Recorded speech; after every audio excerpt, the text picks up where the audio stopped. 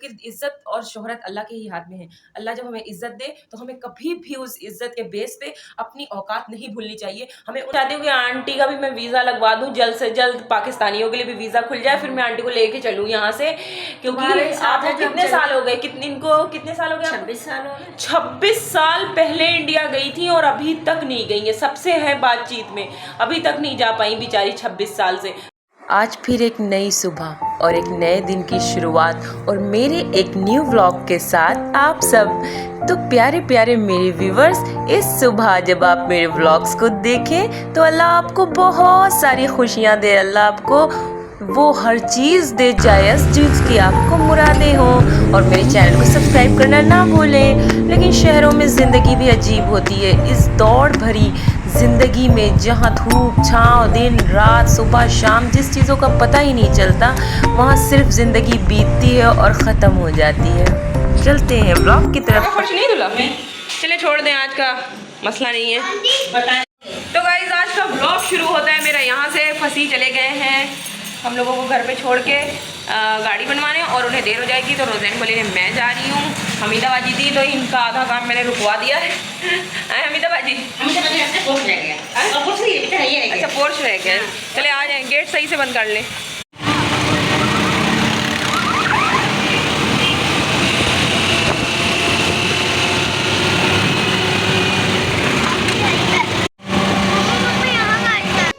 इनका स्कूल थोड़ा दूर पे है, तो अब हम पहुंच चुके हैं स्कूल। और यकीन जानिए कि स्कूल आते ही अपने दिन याद आने लगते हैं। इतना अच्छा महसूस होता है, मुझे इतना अच्छा लगता है, मैं क्या बताऊं। मैं जब उर्दू मार्केट बाज़ार में घूम रही थी ना किताबों की, तो मुझे वो अपना कॉलेज टाइम याद आ रहा था और इतना अच्छा फील हो रहा था, लग रहा था मैं कहाँ फंस गई हूँ, मुझे फिर बैक हो जाना चाहिए। पर अफसोस कि हम कभी बैक नहीं हो सकते।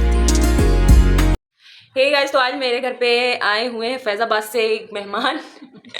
तो बहुत अपनापन मुझे लगता है। आंटी भी पाकिस्तान में है, फैज़ाबाद की रहने वाली हैं। और हमारे घर के बगल मिर्ज़ा साहब लोग रहते हैं ना, तो उसमें बबलू शाहिद बेग, काफ़ी लोग मेरे गांव की तरफ के मुझे देख रहे होंगे तो वो जानते होंगे। बबलू शाहिद बेग जो है ना, उनकी फुप्पी सास है, मतलब उनकी वाइफ की फुप्पी हैं। तो मिलवाती हूँ मैं आपको आंटी से। आंटी बोले ना, सब लोग को दुआएं दे, जो भी व्यूवर्स आपको देख रहे हैं सबको। हमारे फैज़ाबाद में रौनाई में सब बड़ी याद आती है हुमा के साथ मिलके। तो हमें बस ऐसे ही लगता है फैज़ाबाद का कोई भी इंडिया का मतलब कोई मिल जाता है तो ऐसे लगता है जैसे अपने मैके से। वाकई ऐसे लगता है। कोई भी इंडिया का सुन लेते थे हमें ऐसी खुशी होती थी। अभी मैं आंटी से यही बोल रही थी, मैंने कहा आंटी असर से मगरिब का वक्त इतना भारी होता है, दिल इतना ज्यादा जैसे तुम्हें अभी होता है ना, ऐसे शुरू में बस सुनने किसी को इंडिया का। और देखो जैसे रुबाब ने बताया पार्क में, हमने कहा कि कहाँ है तुम्हारा मायका, कहाँ है तो जैसे उसने बोला कि हमारी सास, हमने कहा और तुमने कहाँ के हो, जैसे उसने बोला कि मेरे सास फैज़ाबाद की हैं। अल्लाह, मैंने कहा कि बस मिलने का एकदम हो गया। तो आंटी उससे पहले हम लोगों को नहीं जानती थी और यहीं रहते थे। हाँ, जब मैं शादी होके आई हूँ ना, उसके 1-2 साल के बाद आंटी को रुबाब, मेरी जो देवरानी है, वो मिली थी। उन्होंने बताया था इनको कि मेरी सास फैज़ाबाद की रहती है। तो फिर जब आंटी मिली और मुलाकात की, इन्होंने बताया कि वो मैं ना मिर्ज़ा बबलू जो है उनके शाहिद बेग की उनकी ये हूँ। जब उन्होंने सुना कि हम रौनाही से भी कनेक्ट हैं, तब मैंने बोला कि अरे उन्हें तो हम बहुत अच्छे से जानते हैं, और आपकी भतीजी भी जो है उन्हें भी बहुत अच्छे से जानते हैं। तो मैं और आंटी अक्सर मिस करते हैं वहाँ की क्योटी की दाल, अरे रसावल, गोभी आलू सब्जी। यहाँ पे बेल नहीं मिलता, वहाँ बेल मिलता है ना खाने वाला, बेल अनानास नहीं मिलता यहाँ पे। तो हम लोग इन्हीं तरह की मिसिंग वाली बातें याद करते थे। आज हम लोग गए हुए थे वीज़ा लगवाने के लिए, तो फंसी बोल रहे थे इसका भी रिटर्न वीज़ा डाल दो। उन्होंने कहा नहीं, रिटर्न वीज़ा दे ही नहीं रहे, एम्बेसी वाले नहीं दे रहे। तो फंसी घबरा रहे, परेशान करे, अबे भाई लोचा हो जाएगा फालतू का, इसका वीज़ा डाल दो वापसी का। तो वो कह रहे मैं एफिडेविट बनवा के दूंगा तो वीज़ा मिल जाएगा इसे इंडिया से भी आने के लिए। फंसी कह रहे अगर उन लोगों ने वीज़ा नहीं दिया तो ये परेशान हो जाएगी। मैंने कहा मैं परेशान हो जाऊंगी और तुम परेशान हो रहे हो। तो फिर बड़ी हंसी हो गई वहीं पे एजेंट जो। हालांकि तुम्हारी ये शमसा खान, वो शहनाज को, उनके यहाँ तो हम 2-3 बार जा चुके थे। हमें तो क्या पता था कि ये लोग यहाँ, ये हमें पता था कि कोई 2 बहन मतलब। तो मैं चाहती हूँ ना, मैं ये चाहती हूँ कि आंटी का भी मैं वीज़ा लगवा दूँ जल्द से जल्द, पाकिस्तानियों के लिए भी वीज़ा खुल जाए, फिर मैं आंटी को लेके चलूँ यहाँ से।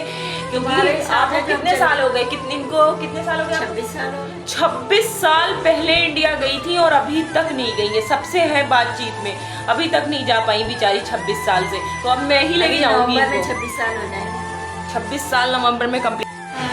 वो नमाज पढ़ के पकाते हैं, तो धीरे धीरे तो हम काम करते हैं। चले, अल्लाह हाफिज़। कैसा रूखा रूखा मौसम हो रहा है। मेरे इस पे तुम लोग ने बॉल मार दी थी, बॉल मारी है, ये भी टूट गया, और बॉल मारी वो देखो करी पत्ता भी मेरा जो है ना खराब हो रहा है। तो देखो ना उजड़ गया बेचारा करी पत्ता, लिविंग थिंग्स होता है ना। और ये भी तोड़ दिया, ये मनी प्लांट भी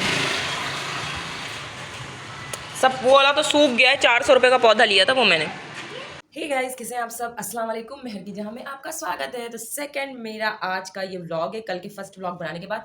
तो अब मैं सीरीज़ के हिसाब से अपने व्लॉग्स अपलोड करती रहूँगी। तो आज मैं जो आपको एक बात बताने वाली हूँ वो बहुत ही आज के ज़माने में सेट बैठती है। तो इसलिए मैंने सोचा कि जो चीज़ें मुझे इंप्रेस करती हैं वो मैं आपको ज़रूर शेयर करूँ। तो एक राजा था, उसके पास एक नायाब हीरा था। उस हीरे को एक चूहे ने खा लिया, निगल गया चूहा उस हीरे को। राजा बड़ा परेशान हुआ कि अब क्या होगा। उसने एक शिकारी को हायर किया कि उस चूहे को मारने के लिए। जब वो शिकारी राजा के कहने पे आया तो उसने देखा कि यहाँ तो 1000 चूहे हैं, मैं कैसे पता करूं कि किस चूहे के पेट में हीरा है। तो उसने देखा कि सारे चूहे आपस में लगे हुए हैं, खा पी रहे हैं, एक चूहा पत्थर पे बैठा है। उसने उसने अपनी गन को लोड किया और जो पत्थर पे बैठा हुआ चूहा था उसने उसे मार दिया, और मारने के बाद उसके पेट में से हीरा निकला। राजा थोड़ा सा परेशान हुआ, उसने सोचा कि ये कैसे 1000 चूहों में से तुमने एक चूहा चुना और उसके ही पेट में से हीरा निकला, ये कैसे? तो राजा ने उससे पूछा कि तुम्हें कैसे पता लगा कि इसी चूहे के पास हीरा है, इसके पेट में हीरा है? तो उसने मुस्कुराते हुए बड़ा खूबसूरत सा जवाब दिया। उसने कहा कि जब बेवकूफ़ों के हाथ दौलत लग जाए ना, तो वो अपने आप को दूसरों से सबसे अलग समझते हैं। इसी यही फ़ॉर्मूला हमारी ज़िंदगी में सेट बैठता है कि हम जो है, जब हमें अल्लाह इज़्ज़त देता है ना, तो हमें अपनी औकात नहीं भूलनी चाहिए कभी भी। खुद को सबसे रेयर नहीं समझना चाहिए, खुद में ये प्राउड नहीं फ़ील करना चाहिए, क्योंकि इज़्ज़त और शोहरत अल्लाह के ही हाथ में है। अल्लाह जब हमें इज़्ज़त दे, तो हमें कभी भी उस इज़्ज़त के बेस पे अपनी औकात नहीं भूलनी चाहिए। हमें उन आम इंसानों की तरह ही खुद के अंदर फ़ीलिंग रखनी चाहिए, उन्हें भी उतना ही रिस्पेक्ट देना चाहिए। एक छोटी-सी बात है कि आप दुनिया में जो बाँटोगे आपको वो मिलेगा, ये अल्लाह का भी फ़रमान है। चाहे वो आपके मुँह के कड़वे बोल हो या प्यार हो या इज़्ज़त हो।